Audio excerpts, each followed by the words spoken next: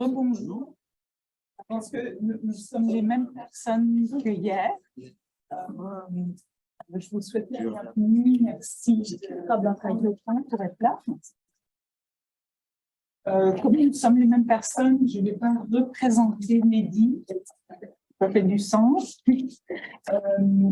Pour être un peu plus informel, je vais vous proposer, donc on passe un tour de table rapidement, si vous pouvez nous dire votre nom, votre poste, affiliation et brièvement quelques mots, vos intérêts de recherche. Et Mehdi m'a dit que vous pouvez intervenir si vous avez des questions pendant sa présentation pour le rendre un peu plus dynamique, peut-être des questions plus ponctuelles, de clarification, un gros débat en plein milieu. On devrait avoir le temps pour cela. Et enfin, j'aimerais toutes les petites collations. Ça arrive peut-être après une heure pour que nos neurones fonctionnent bien. Alors, merci Mehdi d'avoir participé à cette présentation. Merci à toi de nouveau, Luisa, et à Eric et à l'université pour m'avoir invité puis m'avoir accueilli ici. Un endroit que je retrouve avec plaisir. Ouais, très bien. Je vais peut-être commencer par me présenter. Oui. On fait le tour de table comme ça. Donc, j'ai dit qu'hier, je me présenté. Pour ceux qui ne me connaissent pas, Louisa Véronise, professeure de géographie qui se situe à la faculté des arts de l'autre côté du campus. C'est toujours un plaisir d'être à la faculté des sciences sociales. Et mes recherches portent sur les migrations en général, les migrations au Canada. Et depuis pas trop longtemps, titulaire de recherche de l'Université d'Ottawa en migration et les communautés franco-ontariennes. Et donc, je m'intéresse aux migrations francophones, minoritaires au Canada, mais aussi en fait aux migrations dans l'espace francophone international. Et je passe à Janaïna. Alors, bonjour. Mon nom, c'est Janaïna Nazari-Gomez. Je suis stagiaire postdoctorale ici à l'Université d'Ottawa. Plusieurs intérêts de recherche, mais je pense qu'aujourd'hui, le plus important de remarquer, c'est l'immigration francophone en situation minoritaire. J'ai débuté avec Aditi, qui travaille avec moi dans le projet ce matin, le recrutement pour les participants à mon étude. Donc, j'ai tellement hâte de faire les entretiens. Et je suis l'indique de l'innovation. Bonjour tout le monde, je m'appelle Aditi Kisuna. Je suis étudiante en 3e année en développement international et mondialisation à l'université. Dans mon premier stage de cours avec Lisa et Janaïna. Et ça me fait beaucoup plaisir d'être ici parce que la conférence se porte beaucoup sur ce que j'étudie. J'ai beaucoup à apprendre de M. Mehdi et ça me fait beaucoup de plaisir. Merci. D'accord, merci. Vous me passez la parole. Je m'appelle Falk. Je suis doctorant lié à la chaire de recherche en francophonie internationale sur les aspirations et mouvements politiques. Donc, je travaille sur les motivations des groupes armés dans les Grands Lacs et particulièrement entre eux pour fondation des mieux pour la résolution des conflits, la gestion des conflits, la consolidation de la paix. Et je m'intéresse également aux questions liées à la construction de la mémoire historique dans la formation des identités politiques, des identités conflictuelles, ainsi qu'à la stabilité des régimes politiques en Afrique. À la base, j'ai obtenu mon PhD en études internationales et donc je me suis spécialisé dans les études. Parler un peu plus fort. Plus fort. Ah, c'est très bas. Là, Oh, désolé de ce Donc, à la base, j'ai obtenu mon PhD en études internationales et je me suis spécialisé dans les études de conflit. Et nécessairement, le fait de participer à ces séries de conférences m'intéresse particulièrement parce que les questions d'immigration constituent une problématique émergente en matière de conflits internationaux. Donc, aujourd'hui, la dimension de l'immigration, surtout de la diaspora aussi, est une variable qui est fortement étudiée dans les questions liées au conflit. Donc, je suis véritablement intéressé par les débats qui ont lieu. Merci. Alors, moi, je m'appelle Aziz Mires Benani. J'ai été conseiller du ministre marocain chargé des Marocains résidant à l'étranger. Et depuis 2020, je suis conseiller à l'ambassade du Maroc ici à Ottawa. Donc, je m'intéresse bien sûr à la question migratoire, et plus spécialement à la migration marocaine au Canada. Ma présence ici, grâce à l'amitié qui me lie à Louisa, à Janaina et bien sûr à Simedele. Voilà. Alors, Nathalie Mondin, je suis professeure à l'école d'études sociologiques et anthropologiques ici à la Faculté des sciences sociales. Et donc, je me suis intéressée pendant plusieurs années aux effets de la migration à partir de l'Afrique subsaharienne et plus particulièrement du Sénégal sur les familles restées au pays. Ensuite, je me suis intéressée encore plus particulièrement aux migrantes sénégalaises et à leur parcours familiaux. Maintenant, je suis collaboratrice à un projet avec des collègues à Montréal sur la participation des immigrants à la société québécoise, donc la participation vue dans toutes ses dimensions. Et de manière générale, je m'intéresse à la mobilité sous un angle, disons, je dirais sous l'angle des dynamiques familiales et plus récemment donc auprès de jeunes, enfants et adolescents dans leur parcours socio-éducatif. Je suis Jean-Louis Doguentan. Je suis doctorant à l'école d'études sociologiques et anthropologiques. Depuis plusieurs années, je travaille sur l'installation des migrations subsahariennes. Je m'appelle Abbas Piqué, je viens d'obtenir un PhD à l'Université de Montréal en géographie, où je me suis spécialisé en migration nord-sud. Je m'intéresse aux mobilités nord-sud, notamment les Occidentaux propriétaires des biens immobiliers dans les villes historiques du Maroc, inscrites au patrimoine mondial. Et j'ai pris comme exemple la Médina de Marrakech, qui est très connue par l'arrivée en masse ces dernières années des étrangers qui achètent les riads, les anciennes maisons, qui s'installent. Et je m'intéresse à l'impact de ces dynamiques d'appropriation de l'espace qu'on appelle la gentrification, leur impact sur la société d'accueil, notamment les valeurs culturelles et le patrimoine. Il y a 2 mois, je suis affilié à la chaire dirigée par Louisa Véronès sur la recherche, la chaire de recherche sur l'immigration et voilà, sur l'immigration et les communautés franco-ontariennes.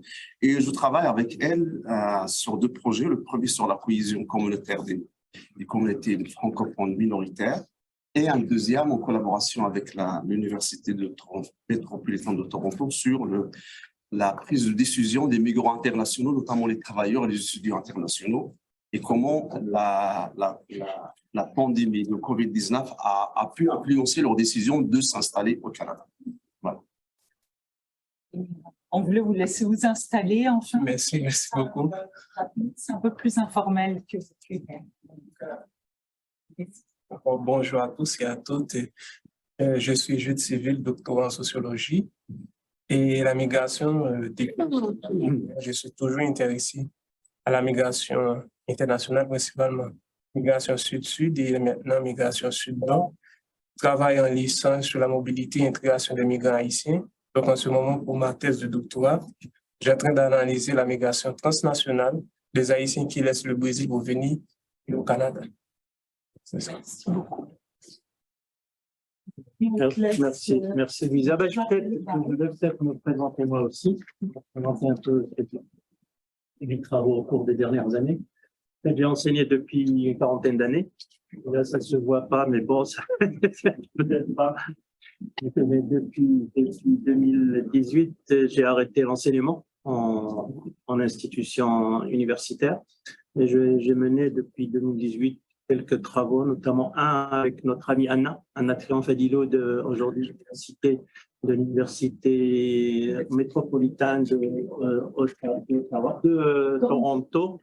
On a mené un travail avec une 12 institutions de recherche européennes, américaines, asiatiques et au Maroc sur la violence d'inspiration religieuse, sur la radicalisation d'inspiration religieuse.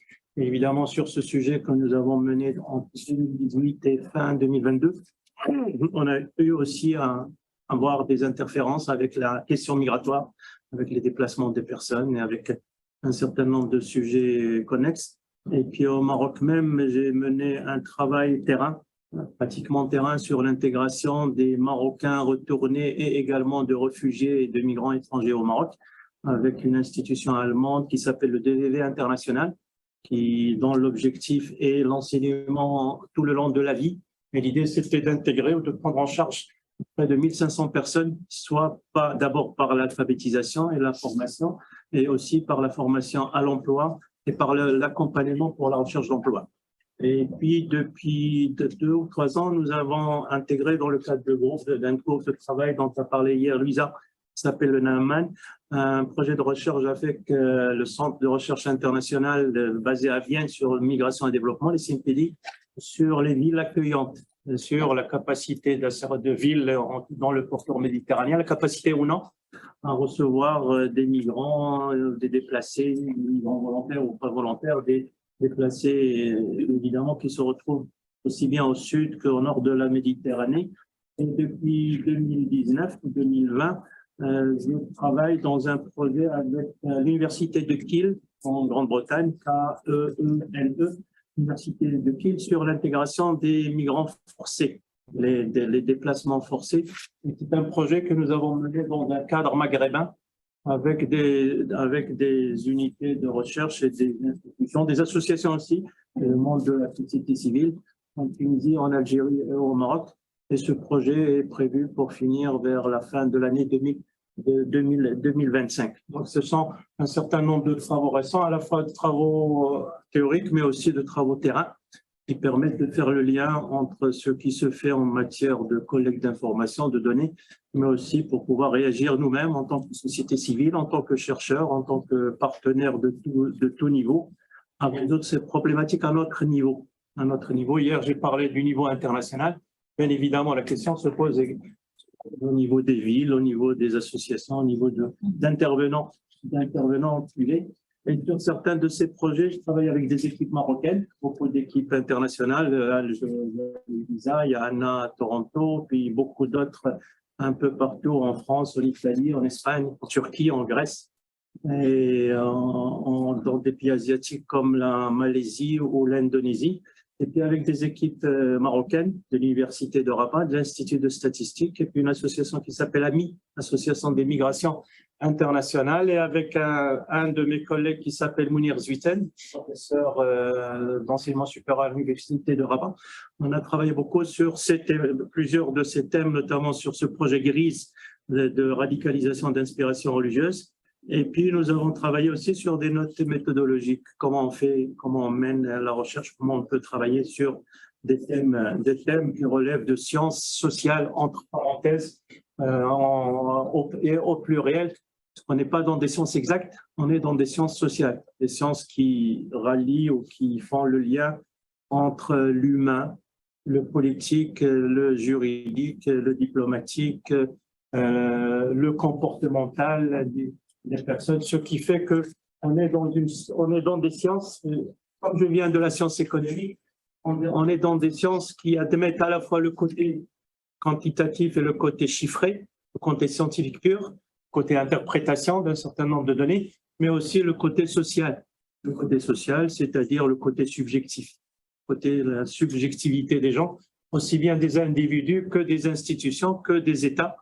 Là, on est à des niveaux plutôt de politique, au niveau d'État, au niveau macro. On a le niveau macroéconomique, c'est le niveau étatique. Évidemment, ça peut le dépasser à des niveaux supra-étatiques, au niveau des instances internationales, au niveau de groupements d'États, comme par exemple l'Union européenne ou d'autres instances comme la CEDEAO en Afrique ou l'Union africaine sur le continent africain et bien d'autres.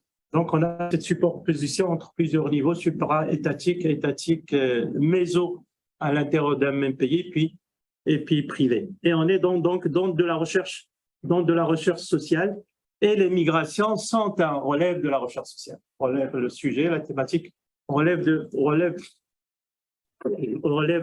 la problématique sociale, la mobilité des personnes. Pourquoi les personnes vont de région en région, de pays en pays, et à l'intérieur d'un même pays, d'une région à une autre, et à l'intérieur d'un continent, d'un pays à un autre, et entre les continents. Et je me rappelle, ça fait longtemps, je travaillais avec des amis de l'université d'Aix-Marseille, et puis il y a une étudiante, une doctorante qui a fait un travail, ça remonte aux années 2009-2010, où elle a introduit son travail, les musulmans ou les arabes.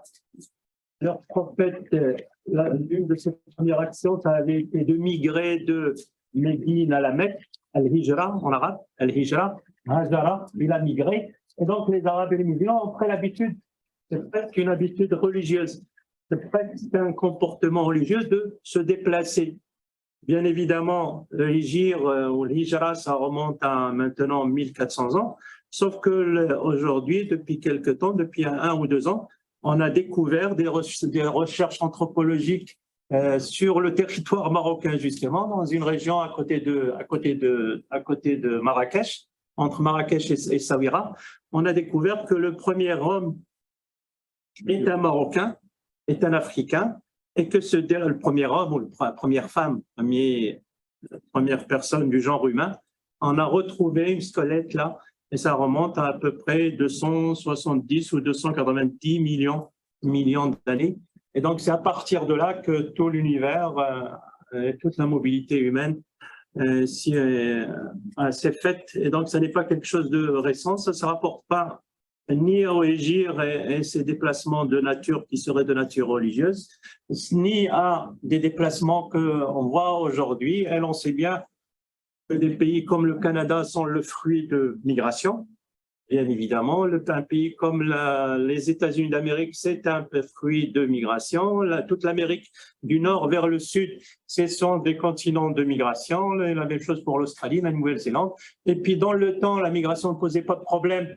En fait, elle en posait un certain nombre parce qu'il y avait du territoire pour tous. Et ça posait des problèmes parce que certains migrants sont arrivés en envahisseurs et ils ont écrasé tous ceux qui se trouvaient là avant eux, pas de l'Amérique latine, de l'Amérique centrale, de Cuba, de Saint-Domingue, du Brésil, du Pérou, et puis même ici au Canada sont des cas très prégnants. Une population arrive pour en chasser une autre, et parfois ces migrations peuvent se faire plus ou moins dans la coexistence, si l'on peut dire, sur le moyen et sur le long terme. Et puis aujourd'hui, la question migratoire se pose en ce sens que vous avez des États qui sont désormais constitués, avec des frontières qui n'existaient pas auparavant dans la plupart des pays, qui n'existaient pas pour certains même vers le 19e ou le début du 20e siècle. Et puis aujourd'hui, en 2023, on est près de 8 milliards de personnes sur Terre, 8 milliards de personnes sur Terre, alors que, on va dire, à la naissance des États-Unis d'Amérique ou du Canada, nous étions à moins de 500 à 600 millions de personnes. C'est-à-dire il y avait de la place pour tout le monde. Aujourd'hui, on découvre que pour certains, il y a de moins en moins de place pour tous, sauf que, évidemment, la mobilité, malgré tout, s'est accrue parce qu'on est plus nombreux, parce que également plus nombreuses, parce que également l'économie s'est mondialisée. On est, même malgré les frontières, on est devenu ce qu'on appelle un village mondial. Et les déplacements d'aujourd'hui ont été rendus beaucoup plus faciles parce qu'il y a le transport aérien, parce que les transports coûtent moins cher ou sont plus faciles, se retrouvent un peu partout par le monde. Et puis également parce que les besoins des uns et des autres ont commencé à s'exprimer, les besoins des uns vis-à-vis des autres, ou les besoins des uns pour les autres, ce qui fait que les interférences à l'international ont augmenté. Et donc, du coup, nous avons de nouveau aujourd'hui une problématique ou des problématiques qui sont à la fois nouvelles par leur ampleur, mais le fond du sujet reste le même. C'est des personnes qui se déplacent ou qui sont obligées de se déplacer pour ce déplacement. Soit ils se déplacent volontairement, évidemment, dans des conditions pacifiques, dans des conditions de quiétude, ou de paix, et donc dans des conditions où il y a des accords, entre parenthèses, entre ceux qui partent et ceux qui pourraient les recevoir, et puis les déplacements de personnes comme ce dont j'ai parlé hier, forcés par la guerre, aujourd'hui, la question de la transport du réchauffement climatique. Alors, pour revenir à la question migratoire d'aujourd'hui, ou à la question migratoire d'aujourd'hui, c'est un pluriel, les migrations, c'est évidemment les champs, l'objet et les champs sont très divers, sont très variés selon le sujet qu'on choisit. Si l'on veut parler de migration dans le cadre, par exemple, de l'espace économique européen Schengen, ben évidemment, c'est un sujet important. Et là, on va cerner le sujet dans une perspective européenne, dans une perspective historique, économique, politique, institutionnelle, une perspective également de disparition des frontières. On est dans une migration à part, on est dans une mobilité à part, dans une mobilité importante, mais une mobilité à part. On peut aussi, cette migration, on va dire, volontaire et puis libre, liberté de circulation, on va la retrouver entre globalement l'ensemble des pays de l'OCDE. Et puis on découvre que ces pays de l'OCDE sont des pays qui ont des structures ou qui ont des situations économiques qui sont ressemblantes de pays en pays, du Japon à l'Australie, à la Nouvelle-Zélande, au Canada, aux États-Unis d'Amérique, à la Corée du Sud, et puis tout l'espace de l'Union européenne, les pays scandinaves et la Suisse compris. Et là, on constate que c'est également une mobilité quasiment libre, situation de liberté. Et puis on se pose la question pourquoi? Ben, le pourquoi, c'est que dans ces pays-là, vous avez des structures économiques analogues et les uns et les autres sont supposés tirer profit des déplacements des uns et des autres entre chacun de ces pays-là, et aucun n'est forcé de se déplacer entre la Corée du Sud et le Canada, par exemple. On est dans des situations où la mobilité est admise parce que tout le monde y trouve un intérêt plus ou moins direct. Et puis vous avez, ce champ-là peut être élargi à des pays qui ont des ressources importantes aujourd'hui en pétrole, en gaz, même si ce sont des pays qui viennent du Sud. Et vous avez, par exemple, la mobilité de citoyens qui viennent des Émirats arabes unis, qui partent des Émirats arabes unis, du Qatar, du Koweït, de l'Arabie saoudite, c'est-à-dire des pays qui ont des niveaux de richesse analogues ou qui dépassent le niveau de richesse des pays de l'OCDE. Et là, on constate que ces pays-là sont en liberté de circulation pour se déplacer là où ils veulent, évidemment avec beaucoup de facilité. Et puis ces pays-là, notamment le Qatar et les Émirats arabes unis, depuis peu l'Arabie saoudite, ont facilité les déplacements et on peut se déplacer entre les espaces des pays de l'OCDE sans aucune difficulté vers ces pays du Golfe, lesquels donc sont en liberté de circulation avec l'ensemble des pays de l'OCDE, mais sont en situation également de limitation des mouvements avec des espaces moins riches qu'eux. Donc, on voit que là, la mobilité peut s'analyser en termes de comparatif ou en termes de comparaison entre les niveaux de richesse, et que là où il y a des niveaux de richesse analogues, on est plutôt dans des espaces de presque liberté totale de mouvement et de libre circulation des personnes, en plus de la libre circulation des biens et des services, laquelle est traitée donc par ces accords qui ont créé l'Organisation mondiale du commerce. Et puis là, le champ qui semble nous intéresser aujourd'hui, qui semble, entre parenthèses, le plus problématique, c'est celui de la mobilité des personnes d'espaces peu évolués ou peu développés vers des espaces plus évolués ou plus développés. Et là, on a tendance à mettre dans ces espaces-là l'ensemble des pays africains, Afrique du Nord comprise, bien évidemment.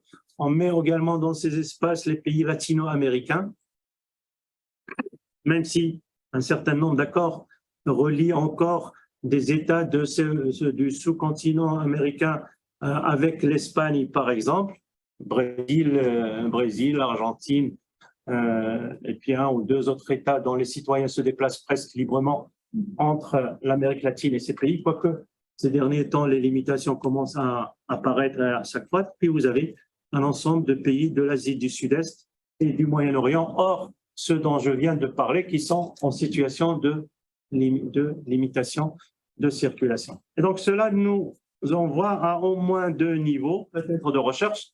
Le premier niveau, c'est de quelle mobilité on est en train de parler, de quoi s'agit-il, de quelle mobilité, mobilité libre, mobilité restreinte, mobilité volontaire, mobilité forcée, parce que je dis mobilité, c'est la notion générale du terme de migration. Et puis, à partir de ce que je viens de dire, et puis au-delà de ce que je viens de dire, ce dont j'ai parlé également hier, de quel champ d'analyse on est en train de parler. La mobilité, c'est une action humaine, c'est l'action de se déplacer d'une région vers une autre région, d'un pays vers un autre pays, d'un continent vers un autre continent. Mais dans ce déplacement, vous avez le côté mouvement, le côté physique, mais vous avez tous les autres paramètres qui accompagnent ou qui sont préalables, qui accompagnent ou qui sont à l'arrivée ou à l'accueil des migrants. Et donc, nous avons tous les sujets connexes à la question migratoire qui peuvent en être à l'origine, qui peuvent en être également des conséquences. Et on ne peut pas analyser la migration sans analyser les éléments politiques qui s'y rattachent. Donc, migration, mobilité des hommes et des femmes et question politique. On ne peut pas analyser la question migratoire sans avoir des références en matière démographique. Donc, le rapprochement entre migration et démographie, structure démographique, mais aussi taux de croissance démographique, mais aussi transition démographique. Je viens de parler de cette population mondiale qui était aux environs de 500 à 600 millions de personnes, un peu moins, un peu plus, vers le 15e, 16e siècle. Aujourd'hui, c'est 8 milliards de personnes. Évidemment, il y a une accélération pour un certain nombre de motifs. Et puis, c'est à l'accélération qui a conduit aujourd'hui à ce que des espaces soient surpeuplés, d'autres sont sous-peuplés pour un certain nombre de motifs. Mais surtout, ce qui est important aujourd'hui à voir, c'est que la structure des populations, la structure démographique dans les sociétés ont beaucoup varié au cours des dernières années, au cours des dernières décennies. Et vous avez en réalité 2 tendances ou 2 niveaux pour les différents pays, des pays qui sont parvenus aujourd'hui à ce que les démographes appellent le stade final ou le stade ultime de la transition démographique.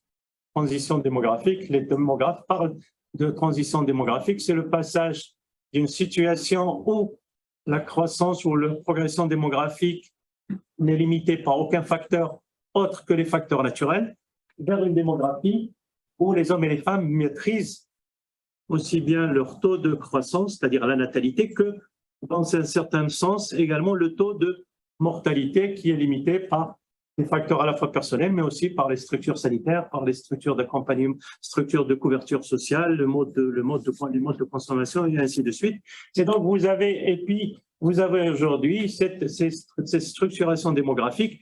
Vous avez aujourd'hui des pays où l'on vit centenaire de plus en plus, où l'on vit au moins au-delà de 80 ans, presque une moyenne, où l'espérance de vie se situe aujourd'hui entre 75 ans et 85 ans. C'est quelque chose d'extrêmement important, c'est nouveau et ça pose évidemment un certain nombre de problèmes, surtout au sujet du marché de l'emploi et au sujet de la couverture sociale. Et puis vous avez des pays où on en est encore au stade 2 ou au stade 3 de la croissance démographique avec une structure par âge où là, il y a une dominance de la partie la plus jeune de la population, c'est-à-dire la partie qui est encore en mesure de procréer, mais surtout la partie qui offre la main-d'œuvre active la plus nombreuse. Et donc, globalement, pour la migration, vous avez des marchés où vous avez, si on peut parler économiquement ou quantitativement, vous avez des marchés qui sont en demande de main-d'œuvre et puis d'autres marchés qui sont en excédent de main-d'œuvre. Mais évidemment, il n'y a pas que ça, il y a la couverture sociale, il y a le poids des dépendances ou des indépendances des uns vis-à-vis des autres. Aujourd'hui, il y a un papier important, intéressant, que j'ai lu ce matin même au Monde, et qui parle justement du besoin de la France pour des motifs fondamentalement démographiques, de s'ouvrir davantage à l'immigration, de recevoir davantage de monde pour cette population choisie dont nous avons discuté hier. Et puis, vous avez les autres thématiques, la politique, la démographie, la géographie, l'histoire ancienne, mais aussi l'histoire plus proche, ou l'histoire moyennement ancienne, c'est notamment les histoires des colonisations. Les pays du Commonwealth ont généralement l'habitude, les citoyens des pays du Commonwealth, d'aller vers des pays anglophones, d'où l'attirance importante de la Grande-Bretagne pour un certain nombre de pays anglophones, laquelle attirance a provoqué aussi d'autres attirances pour des citoyens de pays qui ne sont pas anglophones. Et puis vous avez entre le Maghreb ou entre des pays comme le Sénégal, le Mali, le Niger, la Côte d'Ivoire, la Centrafrique, cette relation entre une ancienne puissance coloniale et des pays colonisés cette relation qui fait que la plupart des personnes se déplaçant de ces pays-là vont vers l'ancien colonisateur. Ça peut être aussi la Belgique, ça peut être aussi l'Italie pour des pays anciennement occupés par l'Italie, comme l'Érythrée ou comme l'Éthiopie. Ça peut être aussi l'Allemagne pour des pays comme le Togo ou comme la Namibie. Ça peut être plus récemment, mais ça c'est une autre histoire, les États-Unis d'Amérique, alors même que les États-Unis d'Amérique n'ont pas de passé colonial, c'est cette attirance pour pas d'histoire coloniale en ce sens d'occupation de territoire, en ce sens d'occupation territoriale, bien évidemment. Ils ont un passé impérial depuis leur naissance et bien évidemment extrêmement important. Et puis l'histoire en ce sens, c'est l'histoire de l'esclavage.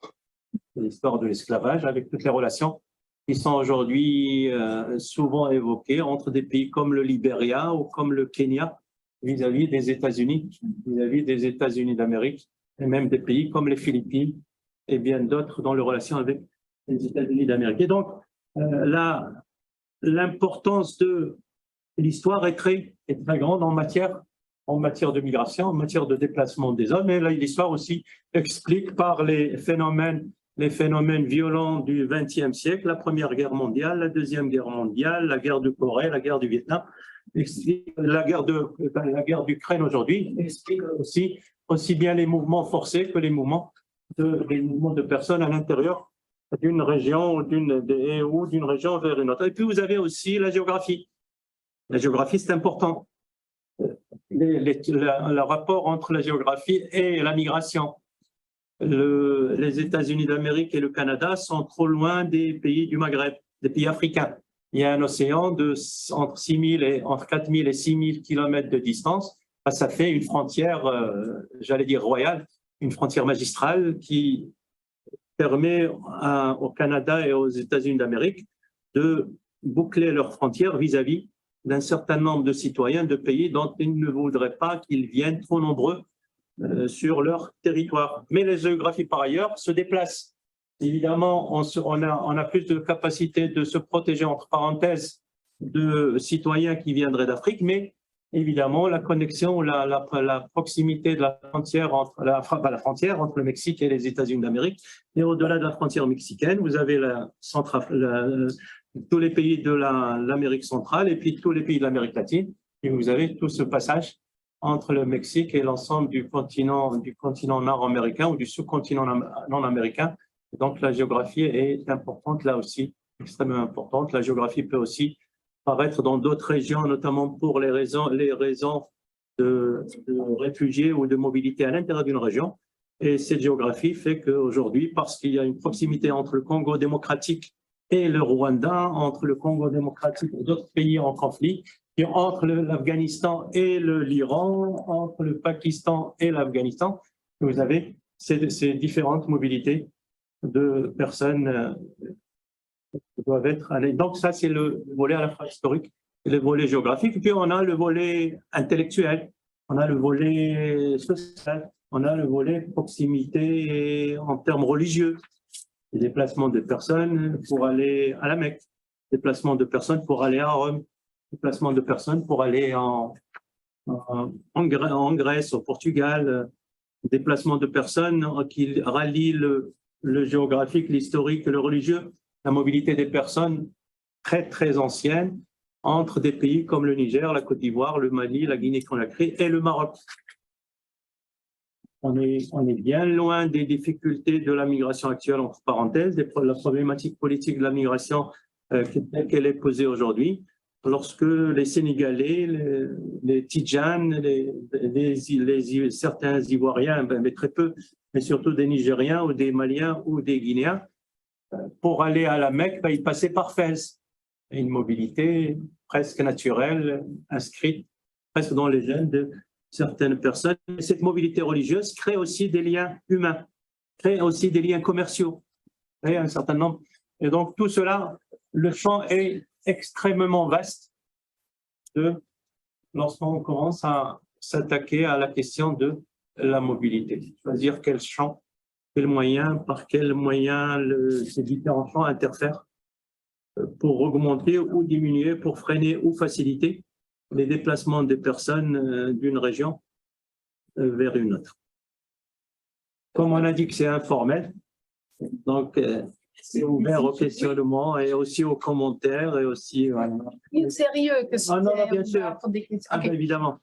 Donc, comme linguiste, vous comprenez que bien évidemment, pourquoi je vous pose ma question. On n'a pas parlé des langues, on a parlé donc de géographie, d'éléments politiques, démographie, d'histoire, et on n'a pas parlé des langues alors que on sait que les gens,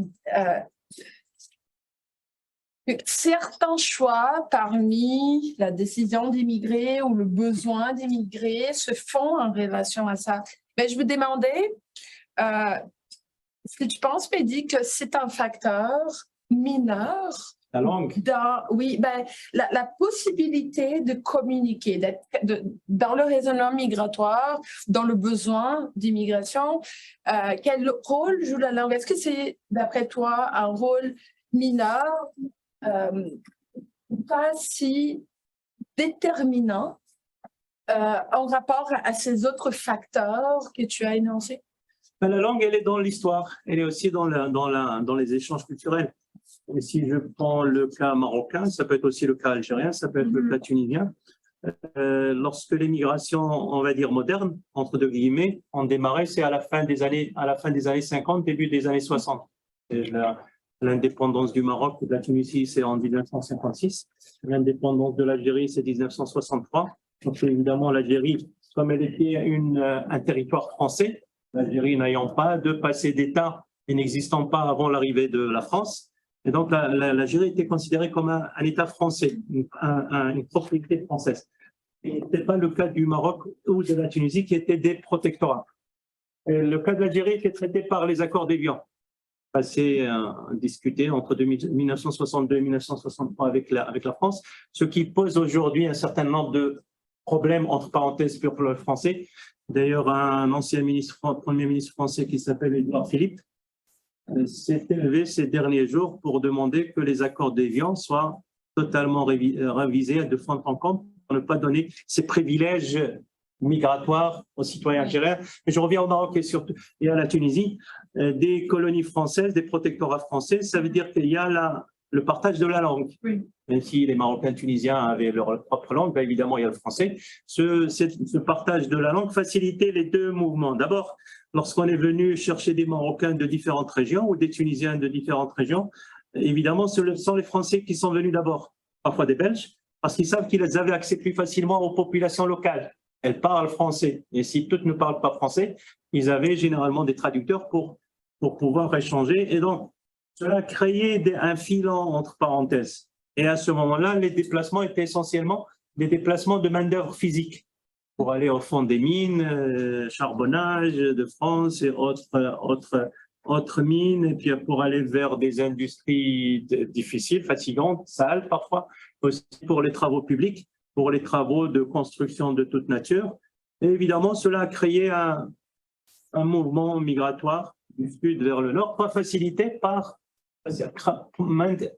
pratiquement par la langue. Sauf que beaucoup de migrants qu'on recrutait ne parlaient pas le français et parfois ne parlaient même pas l'arabe. Mais l'idée qu'il y a la langue en partage, entre parenthèses, faisait que ces migrations ont été facilitées ou ont été rendues possibles.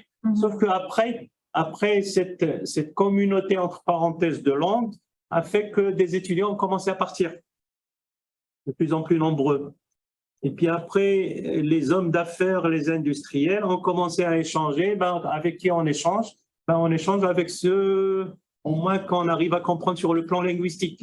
Évidemment, politiquement ou autre, c'est pas sur le plan des valeurs et ainsi de suite. C'est pas mais sur le plan linguistique, pour les affaires, un Marocain, aujourd'hui, ça fait quelques années, quoique la situation est en train de changer depuis quelques années, on échange beaucoup plus facilement avec un patron français ou belge ou suisse qu'avec un patron allemand ou avec un patron scandinave. Ce qui fait qu'aujourd'hui, lorsqu'on fait une analyse des relations entre le Maroc et l'Union européenne, ou entre la Tunisie et l'Union européenne, qu'est-ce qu'on constate? Que la plus grande partie des migrants marocains, entre parenthèses, est installée en France et que pratiquement 40 à 50% des échanges extérieurs du Maroc ou de la Tunisie se font avec la France, se font essentiellement avec la France, d'où l'importance de la langue comme legs colonial, comme legs historique. Et puis après, lorsque la France a commencé à limiter, à bloquer ses frontières pour un certain nombre de personnes, l'une des premières deux frontières se sont ouvertes, ou deux espaces se sont ouverts. Le premier, c'est l'espace arabe. Il y a un certain nombre d'années, avec les déplacements vers l'Arabie saoudite, vers deux pays du Golfe arabique, évidemment pour les femmes dans les conditions qu'on sait, mais aujourd'hui de plus en plus pour beaucoup de personnes compétentes qui vont s'installer au Qatar et aux Émirats arabes unis, pratiquement comme le font des personnes qualifiées venues d'Europe, notamment, ou d'Amérique ou de Grande-Bretagne. Et puis on a commencé à se déplacer vers le Canada, vers Québec en premier. Pourquoi Québec? Parce qu'il y a la langue. Et c'est comme ça que les migrants marocains, tunisiens, puis après algériens, sont venus progressivement s'installer sur le continent nord-américain, d'abord en commençant par Québec.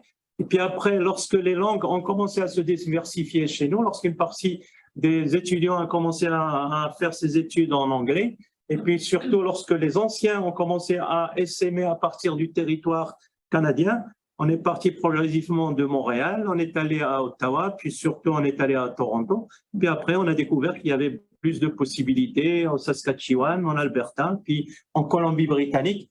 Et c'est comme ça que vous avez aujourd'hui un nombre important, et même très important, de migrants marocains qu'on retrouve à Vancouver, alors que Vancouver n'était pas connu comme ville et comme région par la majorité des Marocains. Donc il y a ce lien, et la même chose peut être dite des Sénégalais pour la France, peut-être dite des Maliens pour la France, mais elle peut être dite, comme je l'ai dit tout à l'heure, pour des colonies anglaises vis-à-vis de la langue. Facilite le déplacement, est un instrument ou un fil conducteur pour un certain nombre de mouvements. J'ai une question, mais je ne sais pas qui a levé la main. Peu importe. Moi, ma question, c'est ce que je comprends sur les points que vous avez énoncés. Ne parlez pas pour vous-même. Si je peux me permettre juste, parce que c'était pour rebondir sur le sujet. Alors, si c'est différent, peut-être je peux rapidement rebondir sur ce qu'on vient de dire. Est-ce que c'est vraiment pour continuer la discussion sur la langue? Oui, tout à fait. Voilà. Est-ce que je peux le dire? Est-ce que c'était pareil? C'était aussi sur la langue? Non, c'est pas sur la langue. Voilà, donc si je peux me permettre, je vais juste rapidement dire quelque chose et puis voilà. Voilà, désolée. Ouais, non, en fait, je m'adresse à tous les deux. C'est à la fois un questionnement et bon, une réaction parce que effectivement, j'entends bien, et puis je pense que c'est l'histoire le prouve, hein, que on va vers la langue qui nous est le plus, disons, Familial. proches pour toutes sortes de raisons historiques, etc., etc. Mais, et bon, Mehdi l'a dit, de toute façon, je pense que ça rentre à un moment donné, la concurrence va venir avec les politiques mises en place, politiques migratoires. Et donc, justement, pour parler du cas que je connais le mieux, qui est le cas sénégalais, c'est effectivement, si la France était comme peut-être l'endroit qui tombait un peu sous le sens dans un premier temps, ça bifurquait vers l'Italie, l'Espagne, enfin d'autres pays du pourtour méditerranéen pour aller ensuite vers d'autres contrées parce que la France a tellement rigidifié ça. Et en fait, la question que je me pose depuis un certain nombre d'années, on va dire, c'est et je pense pas, je ne la pose pas pour qu'on apporte une réponse, mais je la pose comme ça pour partager mes réflexions. C'est que parce qu'on peut difficilement comparer ce qui se passe au niveau nord-américain, quand bien même il y a effectivement le bastion francophone au Canada, même si ça tend à... Mais c'est quand même une immigration très contrôlée, Absolument. avec des quotas, enfin avec des critères, etc. Ce qui est encore moins pas exactement la même chose, mettons, pour les pays européens. Bon. Et moi, je me pose la question, pour des populations comme les populations avec lesquelles moi j'ai le plus partagé de temps au Sénégal notamment, qui sont des populations pas vraiment éduquées, qui ne rentreraient pas dans les critères pour rentrer au Canada ou aux États-Unis, en tout cas pas dans un premier temps, à moins d'être parrainé ou je ne sais quoi. Il y a un dynamisme incroyable parce que l'idée, ça vient jouer sur les motifs de migration qui sont tellement difficiles méthodologiquement à capter. Et donc, dans ces motifs, on ne va pas empêcher un Wolof d'aller dans n'importe quel pays du monde, quand bien même il ne parle pas un traître mot de la langue. Moi, j'ai rencontré des femmes qui partaient en Chine, qui ne parlent ni évidemment pas chinois, ni anglais, ce qui est quand même une langue qui peut être assez facile à utiliser, à mobiliser en Chine, mais qui faisait un commerce florissant. Donc, il y a d'autres paramètres, c'est ça que je veux dire. Donc, ça revient à ce que tu disais tout à l'heure, c'est que la langue, évidemment, c'est important, mais il y a beaucoup d'autres paramètres qui relèvent, à mon avis, du social, justement, d'une histoire propre au peuple qui bouge. Donc, si on a une historique, par exemple, ça fait peut-être un peu cliché de dire ça, mais un historique très commerçant, on va peut-être avoir plus de facilité à se mouvoir, quand bien même la langue, on ne maîtrise pas trop. Et puis une autre question que là peut-être je m'adresse plus à la linguiste, mais ça peut être, j'ai toujours été interpellée par la dextérité avec laquelle dans les pays, en tout cas d'Afrique subsaharienne francophone que je connais mieux, mais c'est le cas ailleurs sur le continent, les personnes maîtrisent plus ou moins bien une quantité incroyable de langues. Plus s'ils ont eu quelques années d'école, le français, parce que ça c'était obligatoire. Donc, je me dis, la langue peut-être, et ça c'est un enjeu de linguiste aussi, et puis qu'on pourrait sans doute voir si on faisait une étude sociologique, historique et d'autres disciplines mêlées là-dedans, peut-être une certaine facilité liée à cette aisance cérébrale qui est de passer d'une langue à une autre constamment. Alors, ma mère parle peu, mon père, il est mandingue, enfin, je dis n'importe quoi, mais la langue dominante, c'est le Wolof, et puis bon, comme j'étais à l'école, je parle un peu français. L'anglais, pas très compliqué à apprendre en plus, même si ça fait peur, parce que ça fait toujours peur, l'anglais, des fois. Mais voilà, donc je me demande, je trouve que ce serait intéressant à étudier, parce que je pense qu'on ne peut pas comparer, si on veut comparer avec d'autres populations qui n'ont pas le même profil linguistique. Voilà, en tout cas, c'est une question que je me pose et je la lance sur la table comme ça. Mais... Tout à fait. La langue étant un des fils conducteurs de la migration. Mais la langue peut aussi être à la base de mouvements sans s'opposer. Le Maroc reçoit pratiquement la plus importante communauté française de par le monde, justement parce qu'il y a un peu de géographie, parce que c'est à côté, il y a des facilités de transport, mais aussi parce qu'il y a des facilités de langue et on est plus à l'aise à Marrakech qu'à Tamanrasset où on parle très peu français. Ou dans n'importe quel pays de l'Afrique de l'Est. Cela fait la même chose pour les Espagnols.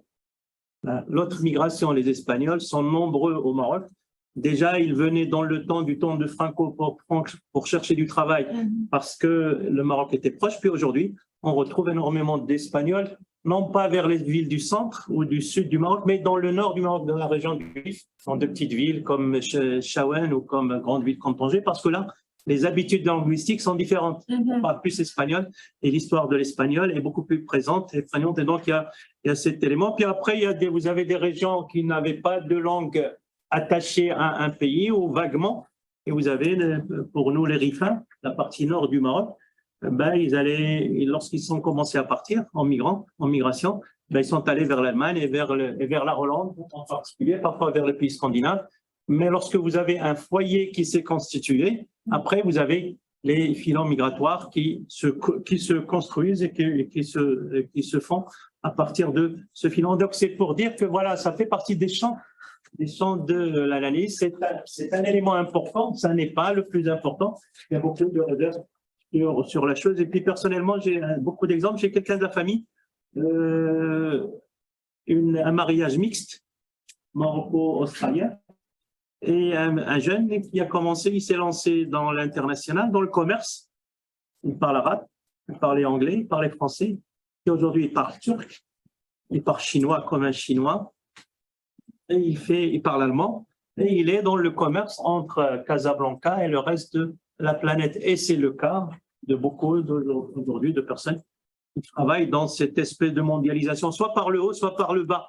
Parce que ce dont vous avez parlé, c'est aussi des commerçantes et des commerçants qui viennent à Casablanca, qui viennent à Marrakech, qui vont à Dubaï, qui partent à Hong Kong ou à Paris et qui sont là pour le commerce, soit le grand, soit le petit. Et c'est probablement aussi en raison de cela, de cette problématique de langue qui permet des migrations, qui facilite l'immigration, que vous avez cette loi sur la migration que prépare le ministre de l'Intérieur français qui parle d'intégration par la langue. Les gens ne viendraient ou ne s'intégreraient, ne seraient admis que s'ils parlaient français. Évidemment, ça pose un certain nombre de sujets, et notamment celui dont on vient de parler. Est-ce possible, est-ce réalisable? Comment? À partir de quand? Avec quoi? Pour quelle perspective? Peut-être notre ami là-bas? Oui, tout à fait. Mais à haute voix. Oui, je vais parler. Merci. Donc, les questions politiques, démographiques, histoire, géographique, je me disais, est-ce qu'on peut considérer ces points-là comme macro-sociologie, comme macro dans les questions de la migration? Et les points comme je voulais évoquer, l'imaginaire migratoire et les réseaux migratoires, parce que la migration se fait aussi à travers des imaginaires, des discours qui se véhiculent sur certains pays. Il y a aussi les réseaux, comme vous l'avez mentionné, les biens. Mais ces réseaux-là sont construits au fil du temps avec les générations dans le processus de migrants. Par exemple, il y a la migration haïtienne vers le Brésil. Les Haïtiens n'ont pas beaucoup de contact avec le Brésil. Il y avait un moment, les Haïtiens vont commencer à immigrer au Brésil et à construire un certain réseau qui a duré pendant un certain temps, qui a poussé les Haïtiens à aller vers le Brésil. Il y a aussi les imaginaires. Je voulais savoir, est-ce qu'on peut considérer ces points-là comme micro dans le contexte de la migration? Oui, peut-être un complément. Mais là, j'étais surtout sur les champs, les différents champs d'analyse qui doivent être approchés pour pouvoir. Alors maintenant, j'ai dit au départ que vous avez plusieurs niveaux de migration. Vous avez plusieurs approches, plusieurs niveaux pour approcher la question, ou les champs que vous êtes en train de traiter. Au niveau des individus, évidemment, on sait comment. À partir d'où, comment faire et avec qui. Le niveau, soit les migrants, soit les responsables liés à la migration d'une façon ou d'une autre. Et puis vous avez le niveau intermédiaire, le niveau étatique ou le niveau institutionnel, et puis vous avez le niveau supra-étatique ou le niveau international. Ça, c'est à vous c'est les choix par lesquels vous voulez aller vers. Si vous voulez parler de politique migratoire d'un pays, bien évidemment, vous êtes obligé d'aller vers ce que fait ce pays, quel rapport il a avec l'étranger en la matière, qu'est-ce qu'il fait en termes de politique migratoire, pourquoi telle politique migratoire, pas une autre. Quelles sont les actions qu'il entreprend, quelles sont les actions qu'il ne peut pas entreprendre, qu'il ne veut pas entreprendre, quelles relations cela. Et après, si vous voulez faire une analyse micro, par exemple, pourquoi les gens se déplacent à Marrakech aujourd'hui, pourquoi un certain nombre de personnes viennent de France ou de Grande-Bretagne ou des États-Unis d'Amérique pour s'installer à Marrakech, ben évidemment, là, vous n'êtes plus Vous êtes peut-être dans le macro parce qu'il y a des facilitations par les autorités publiques pour que des gens puissent venir s'installer et acheter les biens qu'ils veulent et puis faire, entre parenthèses, ce qu'ils veulent là où ils veulent. Mais dans le même temps, vous avez des gens qui sont interdits de venir. Donc, ça fait, vous avez des politiques publiques et puis vous avez le niveau micro. Il faut aller voir ces gens pourquoi ils viennent. Globalement, on sait pourquoi ils viennent. Parce qu'il y a du soleil, parce que c'est beau, parce que c'est le lieu où il faut être aujourd'hui, parce qu'il y a Carla Bruni qui s'est installée, ça fait un temps, parce qu'il y a Dominique Strauss-Kahn qui a sa maison là. Évidemment, chacun connaît Dominique Strauss-Kahn à sa façon. Pour certains, c'est un repoussoir, pour d'autres, parce qu'il est là, donc la ville est importante. Et puis, vous avez, parce qu'à Marrakech, vous avez la Mamounia, parce qu'à Marrakech, vous avez cette institution reconnue comme patrimoine universel par l'UNESCO qui s'appelle Jemaa el-Fna. Donc là, vous êtes dans le micro. Vous êtes dans le micro. Et le micro, vous allez pouvoir le toucher à travers un certain nombre. Et puis le micro, c'est aussi voir les relations entre ceux qui viennent s'installer et les gens dans l'espace.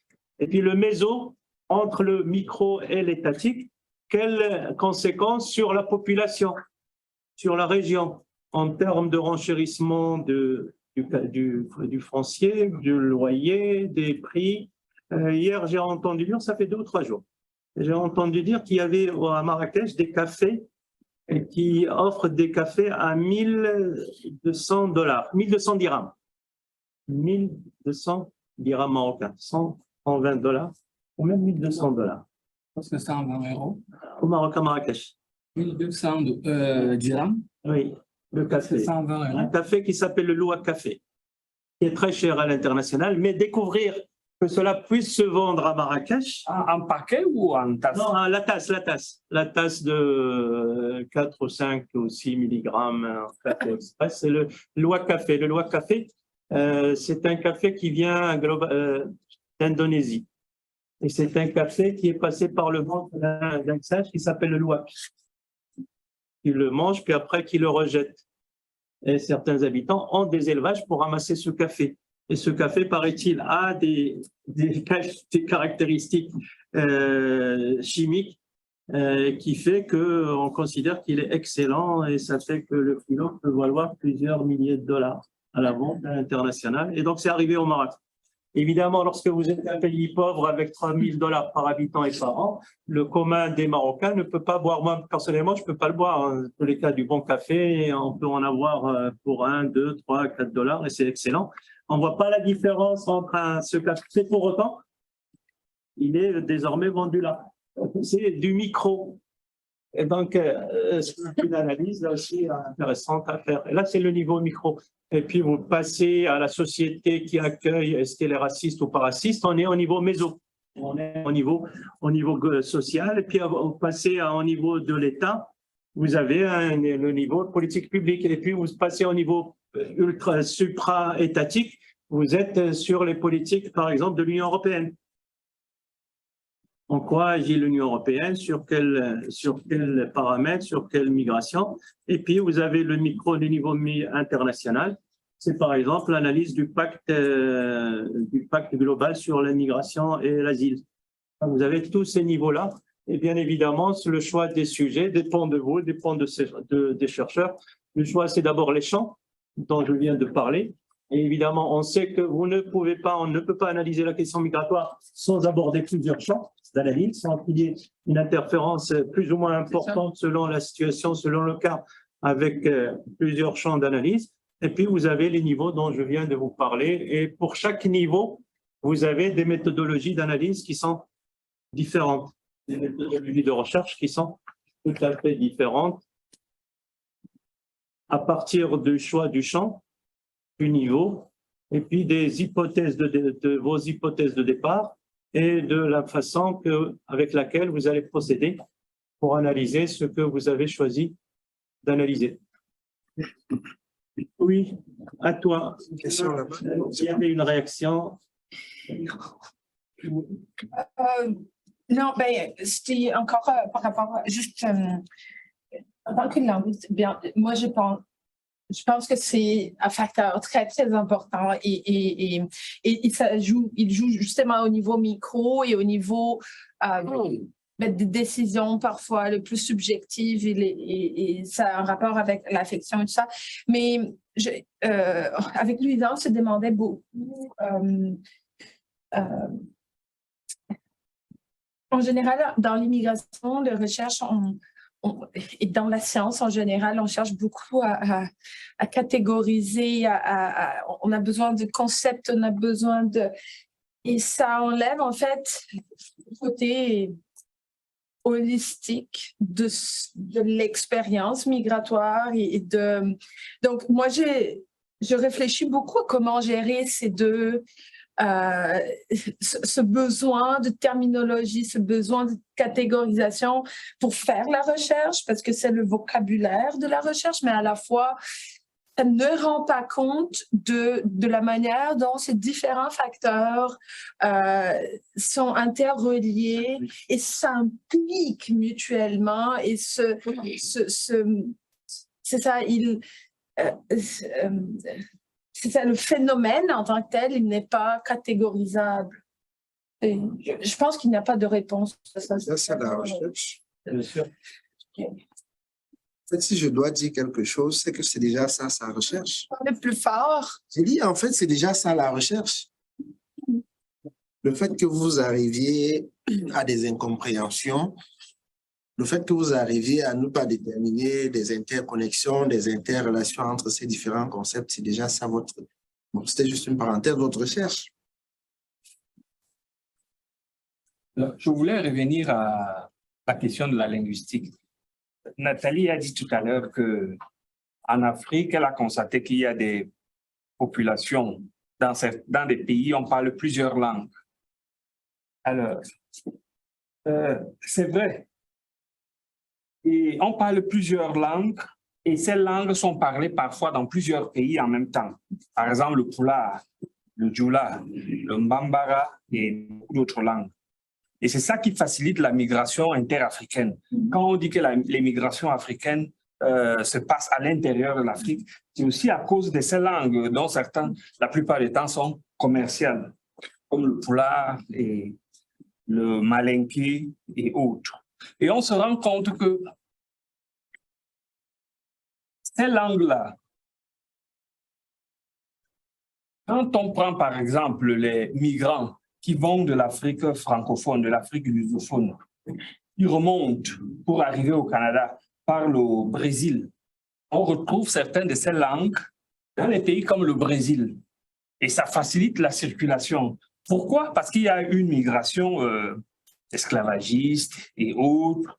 Et ça fait que les gens se retrouvent là-bas, ils ne parlent pas peut-être bien l'anglais, ils ne parlent pas peut-être bien le français, mais ils vont retrouver le parler de ces langues-là dans les milieux où ils ne s'attendaient pas. Ce qui va faciliter la continuation de leur parcours migratoire jusqu'au Canada. Bon, là, nous sommes déjà dans la partie géographique. Je voudrais compléter ce que Mehdi disait concernant la géographie des circulations. Depuis un moment, on constate que les migrants, les États-Unis, disons le Canada, les États-Unis ne sont plus quelque chose qui n'est plus à portée de main. Parce que les migrants, comme vous le savez tous, se déplacent de plus en plus partant du Congo, de l'Afrique centrale en bas là-bas, l'Afrique lusophone, l'Afrique de l'Ouest, jusqu'ici, à pied. Passe par à partir du Brésil, ils traversent 11 pays, ils atteignent les États-Unis et ainsi de suite, jusqu'au Canada. Du coup, même la question de quota que le Canada est en train d'imposer avant ne tiendra plus la route à un moment donné. Parce qu'on voit là, comment on appelle le chemin Roxham. On est en train de fermer le chemin Roxham, pas seulement à cause des Haïtiens, pas seulement à cause de tous ces pays qui sont dans les Caraïbes, mais aussi des migrations, des circulations qui viennent d'en bas, plus en bas, et qui arrivent chaque jour jusqu'au Canada. Donc, du coup, la dimension même géographique qui voulait qu'avant, les francophones, les Africains, par exemple, anglophones et francophones, se dirigent vers l'Angleterre, la France et les pays du Benelux, ne tient même plus. elle ne tient plus. Puisque maintenant, on peut remonter jusqu'en Amérique du Nord, à pied aussi. C'est vrai que les nouvelles technologies facilitent la tâche. Il y a des aventures individuelles. Les possibilités sont là. On parle des masses, on parle d'un grand nombre. Et là, pour revenir juste, puis sur ce sujet, je vais peut-être le clore. On a au Maroc une région qui s'appelle le Souss. C'est la partie centrale. Le Souss, la partie centrale du Maroc aux alentours d'Agadir. Ils ont parlé berbère. Ils ont une habitude de commerce, important de petits commerces sur le temps. Aujourd'hui, c'est devenu de grands commerçants marocains. Et la sociologie, c'est important dans la migration. C'est extrêmement important. Et dans le temps, nous avons ce qu'on appelle des bourgeoisies, les bourgeoisies urbaines. La plus importante, c'était la Fassi, la bourgeoisie de Fès. Était une bourgeoisie commerçante, devenue après une bourgeoisie industrielle, devenue plus tard une bourgeoisie institutionnelle, administrative, tout en restant aussi bien commerçante que industrielle. Et puis après, vous avez un sous, c'était de petits commerçants. Et progressivement, ils se sont fait, certains sont devenus très, très riches. Et d'ailleurs, le chef du gouvernement marocain aujourd'hui est une des plus grandes fortunes, si ça n'est la plus grande fortune au Maroc. Extrêmement. Mais entre les deux, cette habitude de commerce a fait que lorsque les Français sont arrivés pour recueillir, pour choisir, entre parenthèses, des migrants vers les années 60, le début des années 60, des commerçants les ont accompagnés. Probablement, on leur a demandé de venir aussi. Et puis, c'est des petits commerçants. Lorsque vous allez sur des rues de Paris ou de Marseille ou de Lyon aujourd'hui, ce sont des commerces qui ouvrent très tard. C'est les dépanneurs d'aujourd'hui au Canada, à Montréal. Ils ouvrent très tard, jusqu'à 23h, minuit, petit commerce du coin. Lorsque vous avez besoin d'une allumette ou d'un briquet ou d'une bouteille de bière, vous descendez, c'est ouvert. C'est ouvert. Et ce sont des soucis. Et les anciens soucis ont amené leurs enfants, de nouveau les soucis. Et comment cette migration s'est faite? Justement par la langue, par l'habitude commerçante et par la région. C'est la même région, les mêmes habitudes. Et vous avez des quartiers importants, vous avez cette catégorie on est loin de la langue, mais c'est la langue du groupe. C'est la langue du groupe qui a été déterminante. Ce n'est pas la langue du pays qui accueille, ce n'est pas la langue du pays d'où ils partent, mais le groupe est lié par sa langue, par sa religion, par sa région et par son travail. Ça a créé un filon extrêmement important. La même chose s'est répercutée un petit peu, mais en moins grand, dans le Rif marocain, mais là, vers l'immigration vers l'Allemagne et vers la Hollande en particulier, et évidemment dans d'autres circonstances et avec d'autres. Vous avez ces éléments-là, et c'est des éléments qui relèvent de la sociologie régionale ou la sociologie de groupe, langue, commerce et caractère régional. Et à partir de là, lorsqu'on prend l'analyse de ce pays, telle région, ça va vers tel pays, l'autre région, ça va vers tel autre pays, telle autre région, ça va vers… Et cette analyse ne se comprend que si on a en tête cette appartenance linguistique, professionnelle et régionale. Et la même chose se fait en retour. On parle de migration de retour, on parle de migration, de la question de les rapports entre les communautés locales et les communautés, la coopération décentralisée. Ces migrants-là, lorsqu'ils reviennent, ils reviennent vers leur pays, vers leur région. Lorsque des compétences ou des personnes qualifiées installées à l'étranger veulent remettre de l'argent ou veulent transférer de l'argent, ben c'est vers leur région qu'ils vont transférer davantage vers leur famille, vers leur région, vers leur tribu. Et parfois, j'ai fait un travail au cours des 2-3 dernières années sur les compétences marocaines installées à l'étranger, au Canada, en Europe et aux Émirats arabes. Et le constat est que ces gens-là, les compétences installées à l'étranger, celles qui dégagent le plus de valeur ajoutée là où ils se trouvent, ces personnes, là où elles se trouvent, ces personnes, parlant des personnes, le principal lien de contact et de retour possible, c'est avec la région, souvent beaucoup plus fort qu'avec le pays lui-même. Donc, vous avez une approche, là, la politique publique peut être à l'origine, mais la politique publique peut être à l'arrivée pour faciliter ces liens entre la région de départ et les migrants qui se retrouvent un peu partout à l'international. On observe ça beaucoup au Maroc, mais avec les pays en bas, un peu plus en bas, en Afrique subsaharienne, ça ne fonctionne pas encore comme ce qu'on observe au Maroc, parce qu'on voit comment La variété des situations. Chaque situation doit être approchée selon les conditions du lieu et du moment. Et d'ailleurs, pour la migration, c'est un autre thème lorsqu'on fait de la recherche. Il n'y a pas d'éducation figée. Lorsque vous voulez parler d'un moment, d'une migration à un moment, c'est l'instant T. À l'instant T, qu'est-ce qui se passe? Vous avez une image, vous avez une photo, vous avez un entretien, vous avez un échange avec un chef d'État ou un responsable gouvernemental ou une association. Et à part les éléments dont on a parlé hier et puis pour certains éléments qu'on a évoqués aujourd'hui, vous tracez une image du moment.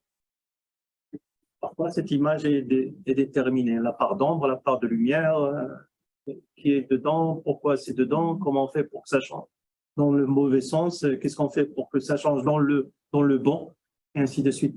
On est dans une situation statique. C'est dynamique sur le moyen et sur le long terme, dynamique pour toutes les raisons dont... Et au moment où vous analysez la chose, c'est une photo. Vous analysez une photo et vous dites, voilà ce que je conclus à partir de cette photo ou de cette image. Ce n'est pas une perspective historique sur ce qui... Ce n'est pas extrapolable. Ce n'est pas extrapolable. Vous ne pouvez pas extrapoler. Si vous avez un cas particulier vous-même, ou des cas de gens que vous connaissez, vous pouvez être 5, 6, 10 000, mais votre cas n'est pas extrapolable à toute votre communauté, à tout le pays auquel vous appartenez. Parfois, on va virer d'un... Et c'est ça ce qui est important dans le genre humain, c'est cette capacité à changer, à varier. Dans le genre humain, c'est aussi dans la mobilité. Aujourd'hui, il y a plus de femmes. Les femmes ont pris l'indépendance, ont pris leur indépendance parce qu'elles ne peuvent plus y arriver, parce que les hommes sont partis de là où ils se trouvaient, elles doivent gérer. Dans le temps, elles géraient en gardant au Mali ou au Niger la petite chèvre ou la vache. Mais aujourd'hui, elles ont vu à la télévision, elles peuvent partir, elles ont vu qu'il est possible de partir. Parfois, elles payent, parfois, elles ne payent pas. Souvent, elles sont accompagnées, parfois, elles ne sont pas accompagnées, parfois, elles sont violentées, parfois pas. Mais vous retrouvez plus de femmes aujourd'hui libres, indépendantes. Des femmes marocaines quittent le Maroc, par exemple, parce que l'héritage ne leur convient pas. Les règles de l'héritage ne conviennent pas. Le rapport entre la religion et l'immigration. Les femmes marocaines ou tunisiennes ou algériennes quittent l'Algérie ou le Maroc ou la Tunisie parce que la police les contrôle trop souvent. Les empêche d'aller seules à l'hôtel. On leur demande est-ce que vous êtes marié ou pas. Le rapport entre le droit et la migration et la mobilité, entre la liberté et la mobilité. Lorsque vous êtes en Espagne, à 4h, 5h du matin, une jeune fille de 15, 16 ans, 20 ans, peut circuler à 4h du matin, 5h du matin. Elle a la protection de la société. Et personne ne va la blâmer parce qu'elle circule libre. Par contre, si à Rabat, elle circule à 4h du matin et qu'elle se fait violenter, ou à Alger, ou à Tunis, ou même à Dakar, c'est de sa faute. Elle n'avait pas à circuler avec une jupe, elle n'avait pas à être là à ce moment-là. Donc là aussi, c'est important. Là aussi, et il faut pouvoir saisir ce genre de choses à un moment donné. Et ça explique, pour une bonne partie, ces éléments-là, ces derniers dont je viens de parler, ces mouvements vers la féminisation de la migration. Alors que c'est l'élément de sédentarité absolue dans le temps. La femme, c'est la gardienne de la maison, la gardienne du foyer, la protectrice de la famille, celle qui protège le cheptel, qui prépare à manger. Et puis aujourd'hui, elle n'a plus à préparer, elle ne veut plus préparer à manger. Pour la simple raison que chez elle, son mari a quitté, il n'y a plus rien à manger. Regardez l'heure. Oui, c'est avec la formalité, on parle. J'ai envie de poser une question un peu plus technique concernant la méthodologie. Les questions donc, parce qu'il y a des personnes en ligne. Donc, mais ça, d'une part, si tu avais plus de ton exposé que tu voulais transmettre, demander si en ligne, j'oublie d'indiquer que je pouvais mettre dans le chat des questions. Comment on aimerait procéder, parce que normalement, on avait fixé que la séminaire dure jusqu'à 2h. La salle est libre, on peut rester plus longtemps, mais peut-être que certains des engagements ne peuvent pas rester plus longtemps, donc je voulais rapporter un peu de l'ordre dans nos horaires. Dans ce désordre. Pas de désordre, c'est intéressant. Dans cette informalisation. Dans cette informalisation. Donc, de ton côté, si tu avais d'autres choses que tu voulais dire absolument, c'est intéressant. Non, ce que je voulais dire, c'est qu'évidemment, là, on en est juste à la première partie. Oui, là, c'est ce qui me semble. Il en reste beaucoup. Est-ce que je proposerais, c'est peut-être de la laisser, de la faire circuler, peut-être On discutera par webinaire ou par Internet. Donc, on peut continuer de manière Voilà. informelle. Alors, dans ce temps, vous pouvez poser vos Alors, concernant la mobilité, justement, des personnes, aujourd'hui, on a beaucoup de bagarres, que ce soit d'un point de vue anthropologique ou sociologique, dans la définition des différentes mobilités. Ça, je vous attendais dessus, mais vous n'en avez pas parlé. Les circulations, les déplacements. Bon, c'est vrai que vous êtes économiste et statisticien, c'est ce que j'ai compris, mais je ne sais pas comment vous analysez ça. Est-ce que vous êtes pour les déplacements, par exemple, illégaux, comment vous les appréhendez aujourd'hui, par exemple, dans la Méditerranée et entre l'Afrique du Nord et l'Afrique subsaharienne, par exemple? Je ne veux pas parler de... Là, vous êtes en train de confondre deux choses, si je puis dire. Par les concepts et vous parlez de position, ma position. Deux choses tout à fait différentes. Les concepts, j'en ai parlé un petit peu hier. Évidemment, on peut aller vers les définitions. L'immigration, c'est lorsque vous recevez, lorsque quelqu'un va s'installer dans un pays. L'émigration, c'est lorsque quelqu'un part d'un pays pour aller vers un autre. La migration légale ou la migration régulière, c'est lorsque le déplacement se fait d'une façon conforme aux règles aussi bien du pays de départ que des pays d'arrivée. Illégal ou irrégulier, en fait, ce sont deux notions différentes. Illégal, vous enfreignez la loi. Irrégulière, c'est-à-dire vous êtes seulement dans un délit. Vous ne présentez pas un papier ou quelque chose du genre. Là aussi, vous avez déplacement forcé, déplacement volontaire, retour forcé, retour pas forcé, Dublin, pas Dublin, mobilité, circulation, libre circulation et tout ça. Ce sont tous ces éléments-là que vous allez pouvoir trouver dans un glossaire de la mobilité, de la circulation. La circulation, c'est circuler d'une région à une autre, d'une région à une autre. La mobilité, c'est être dans la capacité d'être mobile. Mobile, vous avez la mobilité humaine, à un moment donné, on peut se déplacer sans avoir recours à des moyens pour vous aider au déplacement. Mobilité, ça se conçoit aussi, ça se conçoit généralement lorsqu'on en parle ici, comme cela, d'un pays vers un autre. Maintenant, ma position, est-ce que je suis pour ou contre? Ma position, c'est de dire qu'il y a un volet philosophique d'abord. On n'a pas parlé du côté, on va dire, droits humains, entre parenthèses, droit avec H, avec des grands D, H avec un grand H majuscule. Normalement, tous les êtres humains doivent avoir les mêmes libertés. C'est la Déclaration universelle des droits de l'homme et des droits humains qui va être fêtée, je pense, au cours des prochains mois à New York. Non, ma question ne concernait pas si vous êtes pour ou contre. Justement, au niveau des concepts, comment vous considérez ces mobilités? Pour vous, est-ce que c'est des circulations migratoires? Il y en a tellement, j'ai parlé de tellement de mobilités que je ne peux pas, ici et maintenant, vous dire, voilà, celle-là, elle est celle-là, c'est pas possible. Pas possible pour le moment. Maintenant, c'est moi qui m'adresse à vous en tant que chercheur.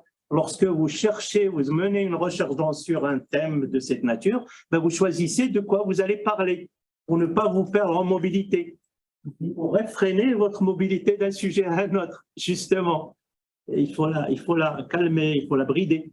Et à ce moment-là, vous choisissez soit mobilité dans un pays quelconque, ça s'appelle de l'exode, d'une région vers une autre, l'exode urbain ou l'exode rural, si on se déplace de la ville vers la campagne. D'ailleurs, aujourd'hui, les déplacements se sont inversés avec le Covid. Et vous avez vu dans les pays notamment européens qu'avec le travail à domicile, on ne bouge plus. On ne va plus à son bureau. Et dans certains pays, on va à la campagne, on s'accompagne d'un ordinateur, d'un téléphone portable, personne ne sait où vous trouver et vous travaillez. Cela a des conséquences par ailleurs, des conséquences sur la restauration puisque vous allez quitter le restaurant du coin, la boutique du coin, la pharmacie du coin et que vous allez vous installer ailleurs. Et le bâtiment que vous avez laissé va voir sa valeur locative ou sa valeur à l'achat diminuer, à la vente diminuer. Par contre, lorsque vous allez dans une zone de campagne, vous allez attirer autour de vous d'autres personnes, d'autres déplacements. C'est à vous de choisir. selon le moment, de quoi vous voulez parler. Moi, ce que je vous dis, c'est que à partir d'une notion toute simple, la mobilité humaine, vous avez une complexité, une infinité de sujets, une complexité de facteurs qui influent sur ce sujet. C'est moi qui vous dis, c'est pas à vous de me dire qu'est-ce que vous mettez là ou là. En tous les cas, c'est difficile pour le moment. Ça demanderait, là vous avez vu sur 2 points, on a passé bientôt 1h30.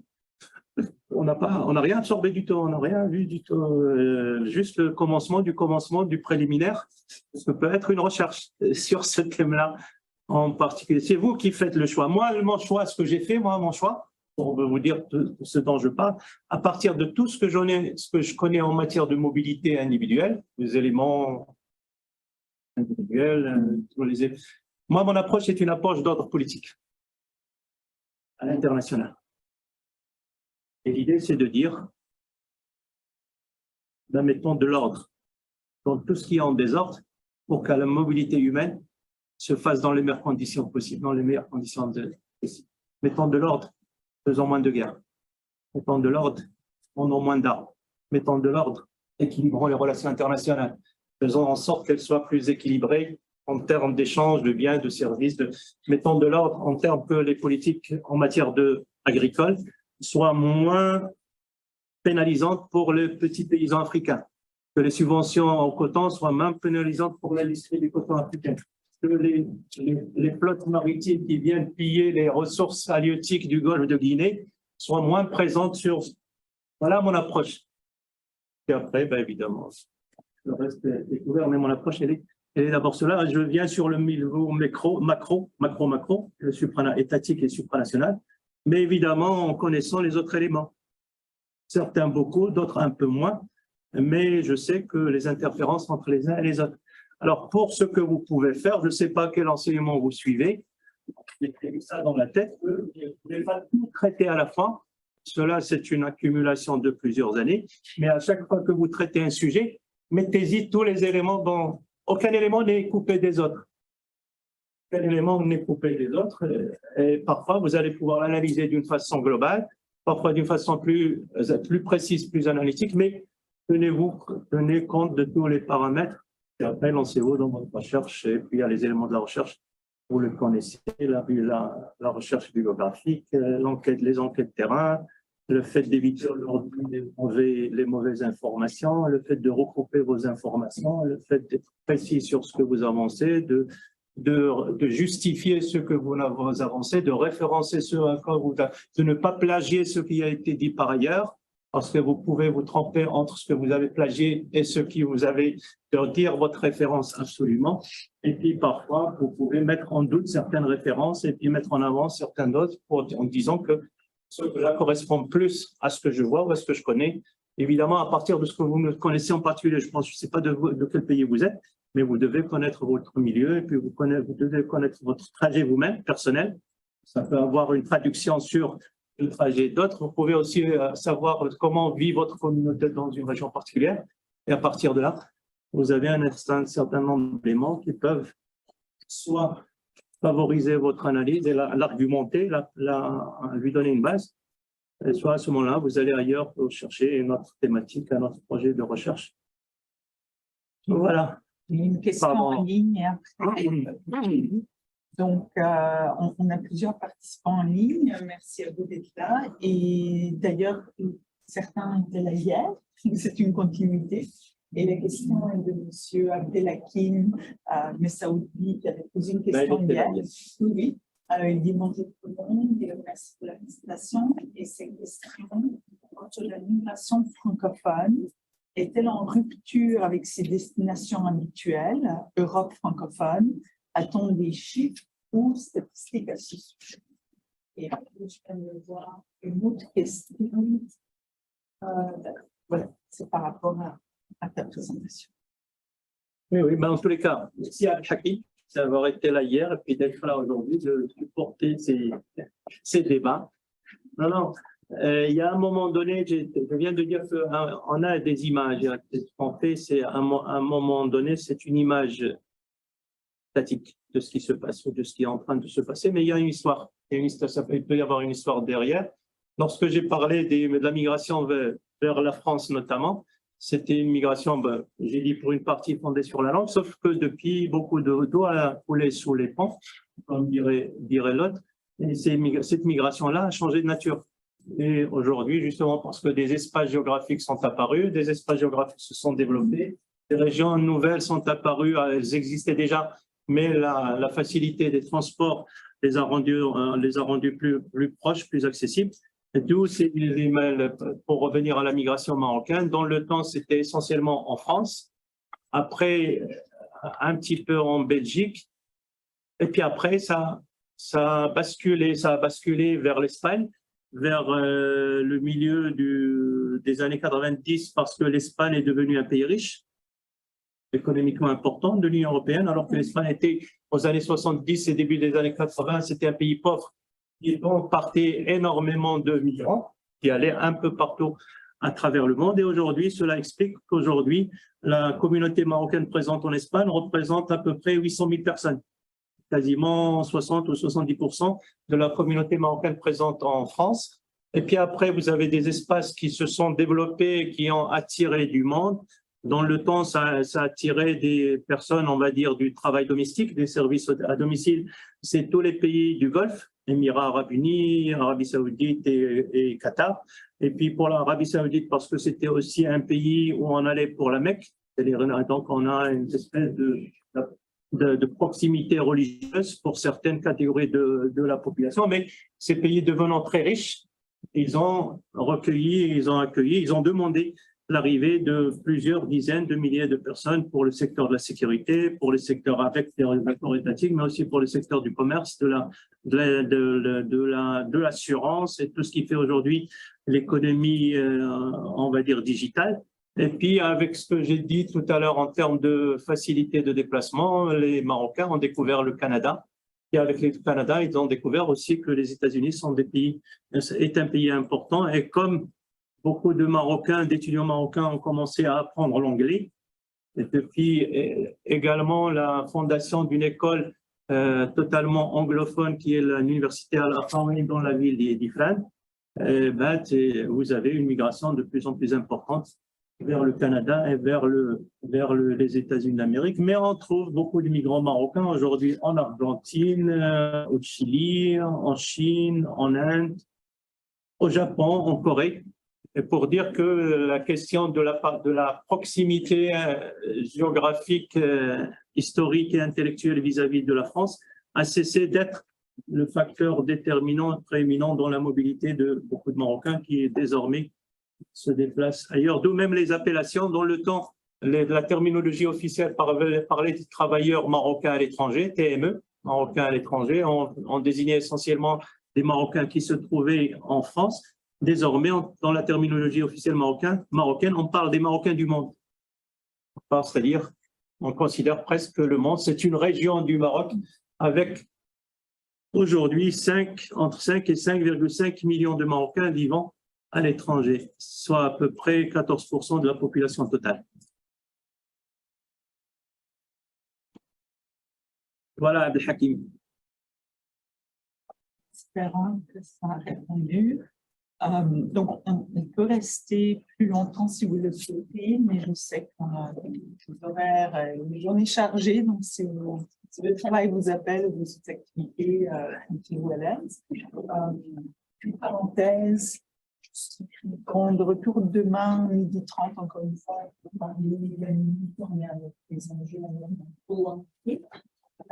et professeur Lalou a également offert de faire des consultations individuelles si vous souhaitez parler de vos recherches, de vos projets, de vos travaux, donc surtout au plan méthodologique. Vous pouvez nous contacter, je vous mets son contact. Nathalie, c'était juste un commentaire, parce qu'effectivement, l'heure tourne et bon, je ne vais pas pouvoir rester encore très longtemps, mais non, c'était juste une réflexion en écoutant depuis le début de la séance et puis aussi avec les questions que tu posais sur les catégories, la façon de ce besoin toujours de classifier, de mettre Et en fait, pour moi, ça évoque vraiment la question de la temporalité. C'est-à-dire, j'ai l'impression d'entendre, à chaque fois, depuis tout à l'heure, vraiment, ça fait référence aux enjeux de temporalité. Et en fait, quand on se situe, si on se situe à un niveau, je dirais, plus micro, individuel, c'est vrai que en partant des trajectoires individuelles, mais pas juste migratoires, mais qui mêlent. Donc là, c'est peut-être plus le côté à la fois sociologique et autres, mais ça permet de faire des liens entre différents phénomènes et de les inscrire aussi dans un temps plus macro, qui est celui des politiques publiques, qui est celui des transformations démographiques. Et je pense que du coup, effectivement, comme avenue, je ne sais pas si c'est une avenue méthodologique ou quoi, mais ça fait partie de la réflexion méthodologique. C'est vraiment cette prise en compte des différentes temporalités. Un migrant temporaire aujourd'hui peut être finalement quelqu'un de permanent à la fin. Quelqu'un qui arrive clandestinement, il va avoir un statut légal à un moment donné. Quelqu'un qui arrive au Canada, il est passé par 36 pays avant. Donc si on a, ça rejoint ce que Mehdi disait tout à l'heure. Sur le moment de l'enquête, on a une photo. Là, et puis avec éventuellement, mais au fond, voilà, c'est de toujours tenir compte de ce continuum, en fait, de cette et d'avoir les méthodes, en fait, pour capter ça. Voilà, en fait, je trouve que et après, oui, on peut regarder en même temps différents types de migrants à un moment donné et puis voir un peu les différentes trajectoires. Bon, tout dépend des questions de recherche qu'on a, c'est ça, hein, mais voilà. Alors, moi, ça interpelle beaucoup cette dimension de la temporalité et des temporalités, en fait. Les temporalités politiques, les temporalités démographiques, les temporalités individuelles et, voilà, et les temporalités du chercheur. C'est juste un peu. Comme elle dit, c'est fascinant d'accompagner ton raisonnement. Tu es capable d'aller. Tu parles des exemples concrets de plusieurs niveaux, micro, méso, macro, pour faire des réflexions théoriques. Tu fais de va-et-vient avec une aisance. C'est incroyable. Merci beaucoup. Merci beaucoup. Merci à toi. C'est Nathalie. Merci. Merci Louisa. Merci Louisa aussi d'avoir organisé ça. D'avoir facilité tout ça. Je suis un peu restée sur ma faim. On fait une autre du lunch, mais Sur ta fin, F-A-I-M. Je pensais que tu étais resté jusqu'à la fin. non, je suis restée sur ma faim d'entendre tes Et interventions. pourtant, on se connaît depuis 2014. Oui, mais c'est toujours différent. On ne se fatigue pas. Et ça va avec nos propres trajectoires, où nous en sommes, Oui. par exemple, par rapport à des projets de recherche actuels, aux conversations qu'on a eues au mois de mars, aux limites migratoires dans l'espace francophone, et c'est différent de ce que tu avais dit il y a 10 ans. Mais je pense aussi, moi, ça m'interpelle beaucoup parce que j'ai l'impression que la façon dominante aussi de traiter de la migration, c'est finalement, on fait un peu abstraction de ces aspects méthodologiques, parce que c'est tellement complexe que ça peut paraître décourageant, en fait.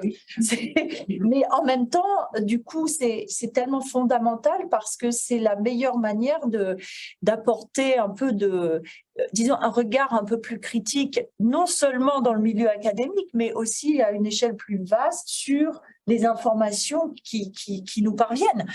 Et tant qu'on n'a pas on n'est pas en mesure de faire passer cette complexité par une maîtrise en fait méthodologique, il me semble que c'est aussi un peu une des portes ouvertes à des discours simplistes. Et voilà, ouais, c'est ça.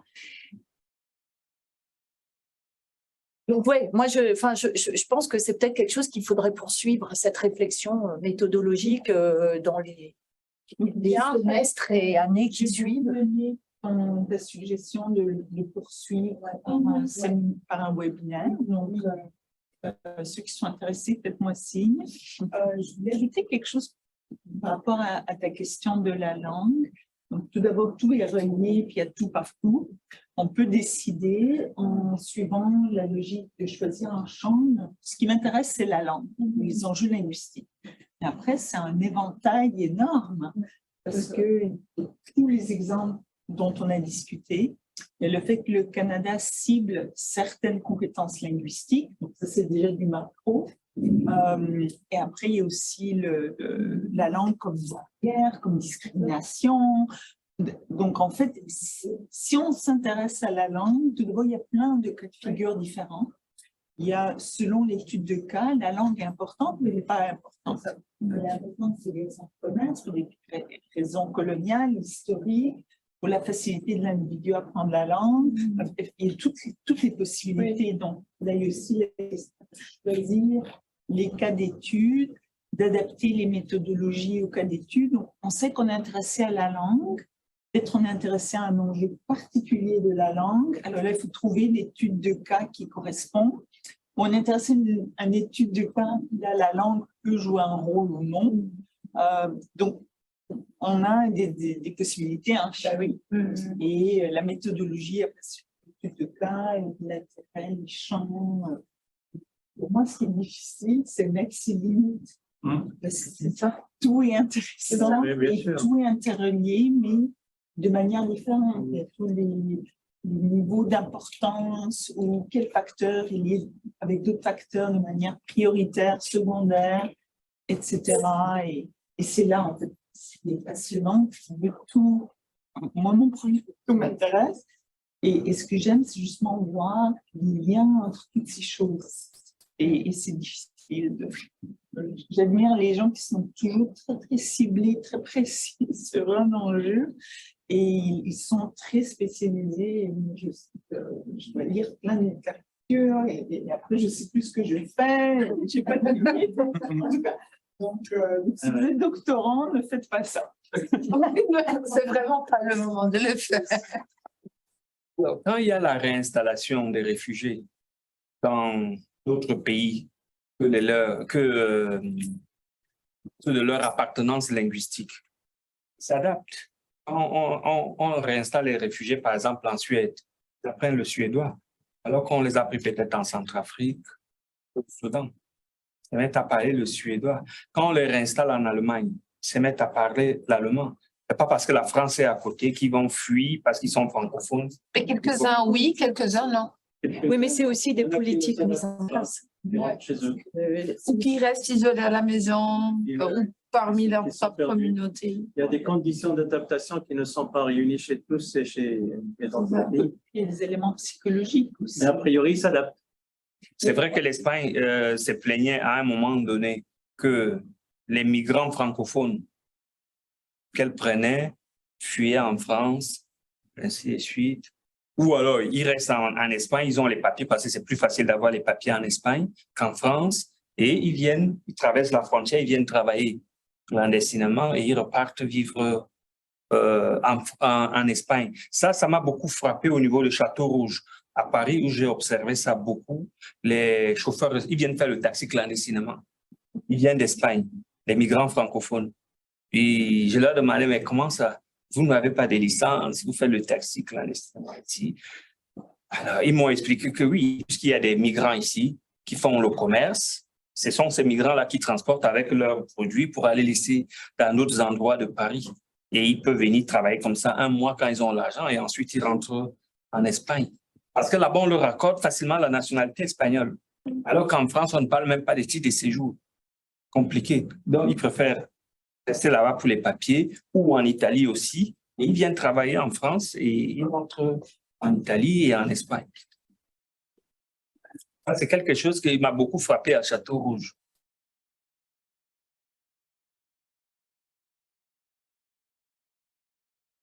Sur le webinaire. Je voulais juste faire un commentaire concernant le parcours migratoire que Jean-Louis avait abordé, parce que je trouve ça intéressant, mais aussi ça revoit aussi à la question de méthodologie qu'on va utiliser pour analyser ces flux migratoires. Moi, dans mon réflexion, je pense qu'il y a la question les politiques migratoires ou les politiques, il n'y a pas la question pour dire que les questions géographiques n'existaient plus, mais je pense qu'il y a la question politique migratoire et les relations diplomatiques que les pays, peut-être certains pays d'Afrique là-bas, qu'il a mentionné, sont développés avec d'autres pays. Parce que la migration des pays d'Afrique pour venir au Brésil ou pour venir au Canada, il y a toute une sorte de processus que j'avais abordé concernant les réseaux migratoires. Il y a une certaine réseaux qui sont créés à travers ces pays-là aussi pour dire, bon, soit diffuser les informations via réseaux sociaux, toutes les sortes de réseaux où quelqu'un aborder avec quelqu'un pour faire le passage. Il y a aussi les questions politiques migratoires qu'on peut aborder aussi quand il y a certains pays qui n'ont pas besoin de visa pour s'immigrer dans certains d'autres pays. Exemple, je me souviens, il y a l'aspect individuel aussi, parce que dans le cas des Haïtiens, il y a des Haïtiens qui font des demandes de visa Schengen pour entrer au Mexique et puis du Mexique, ils rentrent vers le Canada.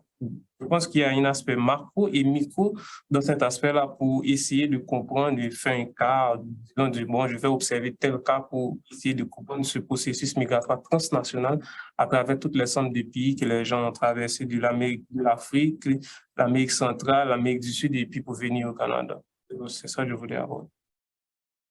Et là, on parle donc de quoi? De migration ou de circulation? Ça, c'est quelque chose qui me préoccupe beaucoup. Bon, ça va être de la façon que vous allez aborder ton projet, ton objet. Est-ce que vous allez aborder circulation ou...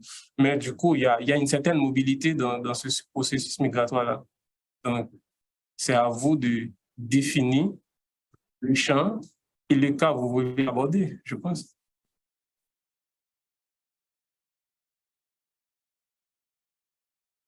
Le malaise de la recherche, de la terminologie.